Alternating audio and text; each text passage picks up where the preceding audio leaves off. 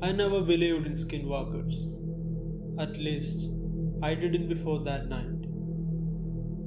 Few months ago, a buddy of mine, Rick, invited me to join him for a weekend camping trip in the mountains.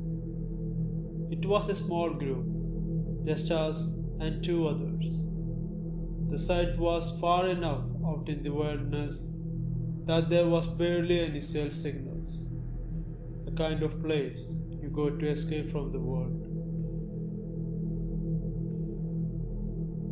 We set up camp next to a wide, fast-moving stream that cut through the forest, and it was beautiful during the day, with the sun filtering through the trees, casting golden light across the leaves.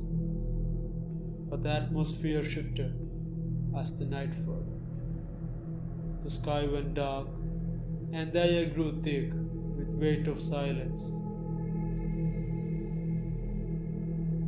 I have camped plenty of times before, but there was something different about this place. The woods felt wrong. The whole area was isolated.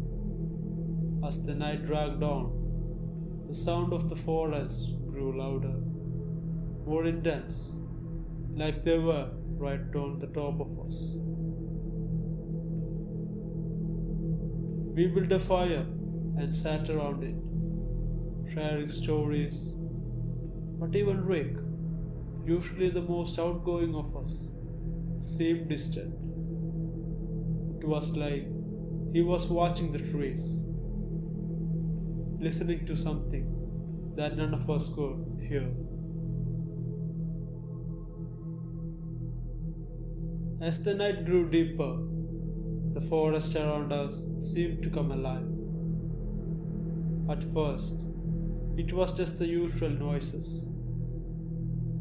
Crickets chirping, an owl hooting in somewhere far off, and the occasional rustle of leaves in the breeze. But then, something felt off. It wasn't the typical night sound anymore. The woods were too quiet, as if everything was holding its breath for something to happen. I glanced over Rick. He was staring into the shadows at the edge of the clearing, his face pale under the firelight. I didn't think much of it at first. Maybe he was just tired, or the isolation was starting to get to him. But then, I noticed how still he was. Not a twitch, not even a blink. "Hey Rick," I called out. "You alright, man?" He didn't respond right away. But when he finally turned his head, his eyes were wide, unblinking. "Do you hear that?" he asked, his voice low, almost like a whisper. I leaned in.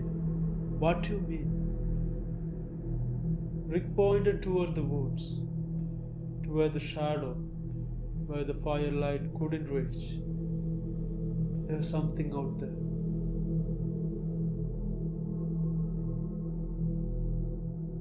He said, his voice shaking. "Something out there watching us." I laughed it off, trying to be calm. "Dude, it's probably just a deer or something. We are in the middle of the forest. Maybe a fox even. You have been out here too long." But the more I tried to ignore it, the worse it got. The fire crackled and popped, but it did little to ease the tension in the air. Every so often, I thought I saw something move just out of the light, at the corner of my eyes, but when I looked, nothing was there. "Maybe we should head to bed," I said, standing up and stretching my arms. Get some sleep. We will feel better in the morning. Rick didn't move. He was still staring at the same spot. I'm not going to sleep, he muttered. Not until I know what it was out there.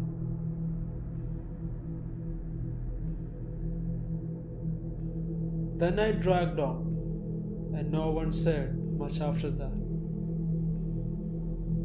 We all huddled close to the fire, our conversations becoming quieter, more focused. I could feel my pulse racing as the darkness crept in. I kept imagining eyes staring at us from beyond the trees, eyes that weren't human. At some point, I lost track of the time. I was half drifting in and out of sleep when I heard it. A loud snap, like a branch breaking under weight. I jerked awake, heart pounding in my chest, my eyes wide. Did you hear that? I whispered, but no one responded. They are still sitting there, but they weren't talking. They were just listening. The sound came again, this time more closer. Rick, I said softly, but when I looked over at him, I froze. Rick wasn't sitting by the fire anymore. He was gone. Rick! I called out again, panic creeping into my voice. The other didn't seem to notice. They were too busy listening to the forest. I stood up and moved toward the edge of the clearing. My feet crunched on the dry leaves and I winced at the sound. But there was no other noise out there. No replies from rain. No reassurance from anyone. I moved deeper into the trees, trying not to make a sound. The forest seemed to be closing in around me, pressing against my skin. And every step I took made it harder to breathe. The shadows were thick and natural, like they were alive. Then I heard it. A low, menacing growl, something that didn't belong to any animal. I knew it wasn't the usual sound of coyotes or wolves, anything I had ever heard before. This was something deeper, more dangerous. My heart hammered in my chest as I froze in place, straining to hear through the tension that held my body captive. The sound came again, and this time I could hear something else. Something that sounded like a whispering? No, not whispering. It was someone talking. It was in a language I didn't understand.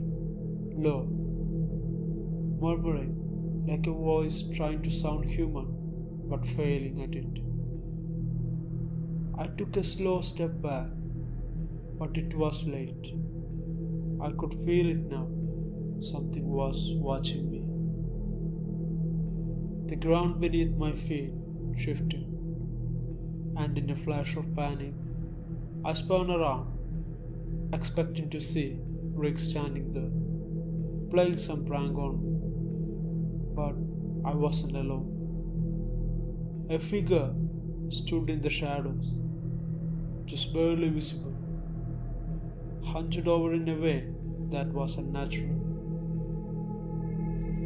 It was tall, far taller than any person should be, and it moved with an odd, jerky gait. Its limbs stretched too far, and the way it bent its back made it look like it was part animal and part human. As it took a step forward, its feet making a wet slapping sound against the forest floor. Then it spoke. "Come closer," it said in the same strange, deep voice. I couldn't move. I couldn't breathe. I was frozen in place, my heart thundering my chest. The figure took another step toward me, the dim light from the fire casting strange, twisted shadows across its face. I could see it now, clearer than ever. Its skin was pale, stretched over its bone, like it didn't quite fit. Its eyes were wide, too wide, almost too big for its face. They glowed faintly in the dark, and I could see the reflection of the fire in them, burning like embers. And then it smiled, not a smile of amusement or joy, but something far worse. A sickly grin that stretched too wide, revealing sharp, yellowed teeth that seemed to go on forever. The air turned cold around me. I could feel the ground beneath me tremble. Come closer, it repeated, but this time I heard it in my head, not through my ears, but in my thoughts, twisting and slithering through my mind like poison. After a few moments, I snapped out of my trance, my instincts screaming at me to run. I didn't look back, I couldn't. I just turned and bolted, my heart pounding in my ears, my feet pounding in the ground. I ran fast as I could, not stopping until I reached the camp. The others were still sitting by the fire,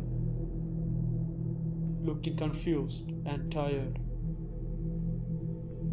But Rick was back with them, sitting quietly. "Where have you been?" he asked, his voice normal, like nothing ever happened. But I knew. I knew what I had seen, and I knew what it was. That thing, whatever it was, wasn't human. It wasn't even animal. It was something far older, something that had lived in these woods long before we ever set foot in here, and it was still watching us. I didn't sleep that night. None of us did. We huddled around the fire, too scared to venture into the dark, too afraid to let the warmth of the flame fade away.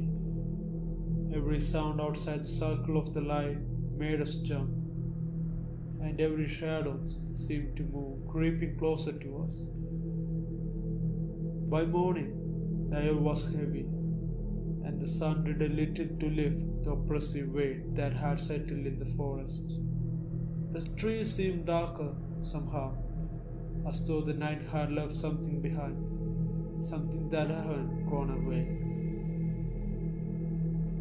We packed our camp in a haste, trying to move as quickly as possible, but I couldn't shake the feeling that something was watching us, following us. As we made our way back down the trail, Rick stayed close to me. He didn't speak, he didn't look at me, but I could feel his unease. When we reached the parking spot, there was no sign of anyone else out there. We were the last one to leave the site. Rick stopped before getting his car, glancing back at the trees one last time. I heard it again. He muttered, his voice barely audible. "What?" I asked, though I already knew. "Last night, after you left, I heard it, the voice." I looked at him. Chills running down my spine. What did it say? Rick's face went pale. It said my name, but it sounded like it was your voice.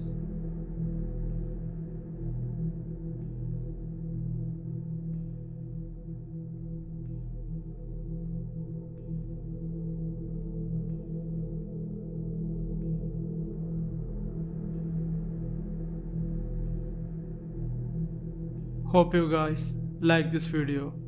If you did, please consider subscribing to this channel. Enable the bell icon so you don't miss new uploads. And also check out other videos in this channel too. Like them and share them. And if you have any suggestions or any improvements I need to make in this channel, please post them in the comment section. Till next time, this is Malayali Wendigo. Bye.